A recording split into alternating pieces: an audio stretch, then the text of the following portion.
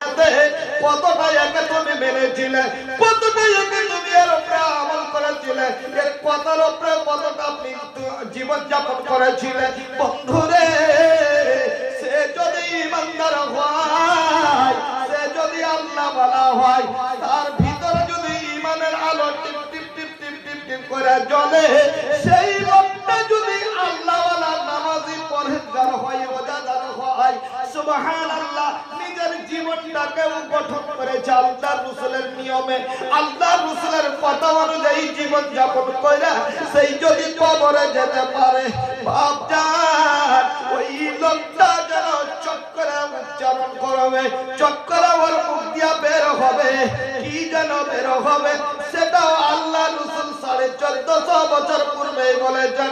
আজ অবধি আছে বন্ধু, কিয়ামত অবধি যেন হাদিসের মধ্যে, হাদিসের পাতায় লিপিবদ্ধ থাকবে।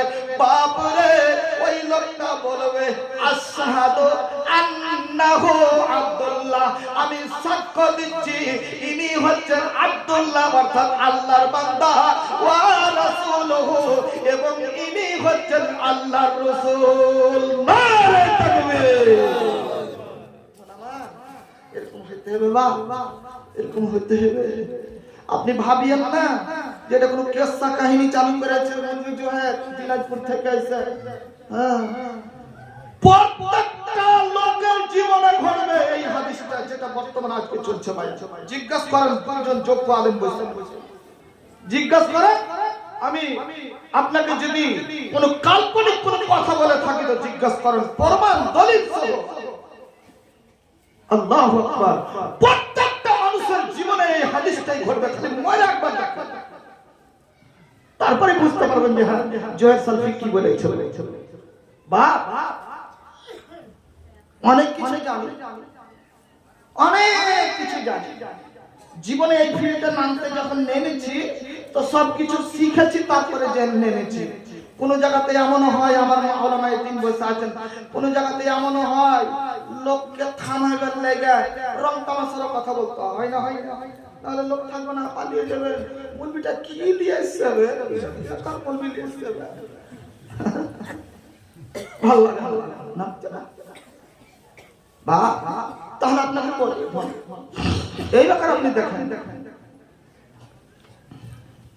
আল্লাহ রাসূল সাল্লাল্লাহু আলাইহি ওয়াসাল্লাম বলছে যে ওই লোকটাকে যখন জিজ্ঞাসা করা হবে তখন ওই লোকটা উত্তর করবে, ফেরেশতারা চমকে যাবে, ব্যাপারটা কি, এর যত পড়া হয়ে শুনো আর যত মানে কড়া করে জিজ্ঞেস করলো, এই লোকটা তো একদম চট করে বলে দিলে, তখন আমার ভাইজান দুইজন ফেরেশতা নরম হয়ে যাবে, নরম হয়ে বলতে লাগবে, এরে বন্ধু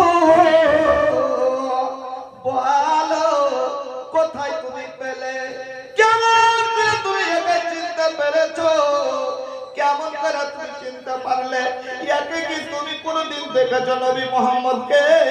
সুবহানাল্লাহ। ওই লোকটা বলবে না, কোনদিন দেখিনি। কি করে চিনতে পারলে?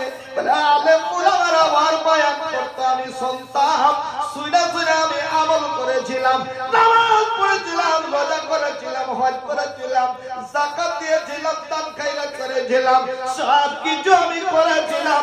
জীবনে কোনোদিন হারাম খাইনি, হালাল খেয়ে আমি রুটি খেয়ে আমি আল্লাহর ঘরে ইবাদত বন্দেগী করেছিলাম।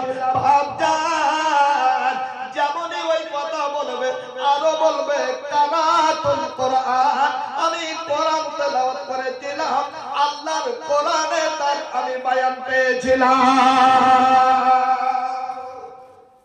ভাইরা আমার, বন্ধুরে আমার, যখন এই কথাটা বলা হবে, আল্লাহর নবী বলছেন, সেই যেন আসমান, সপ্তম আসমান থেকে একটা যেন গাইবানা খবর ভেসে আসবে। কি যেন খবরটা? সেটা স্বয়ং আল্লাহর বাণী ভেসে আসবে।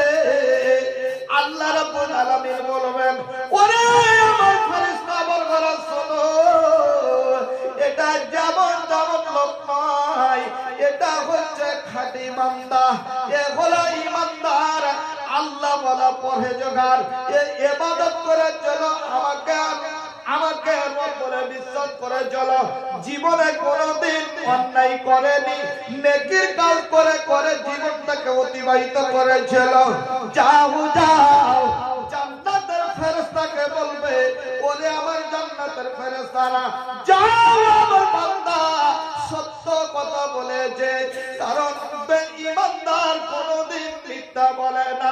কোরআনের মধ্যে প্রমাণ, বিসমিল্লাহির রহমানির রহিম, ইউসাব্বিতুল্লাহুল্লাযীনা আমানু বিল কওলি সাবিত ফিল হায়াতিদ দুনিয়া ওয়াল আখিরাহ। যারা মুমিন হবে, যারা ইমানদার হবে, যারা আল্লাহওয়ালা আল্লাহওয়ালি হবে, তারা সদা সর্বদা সত্য কথা বলবে, সত্যের তারা মিথ্যার আশ্রয় নেবে না।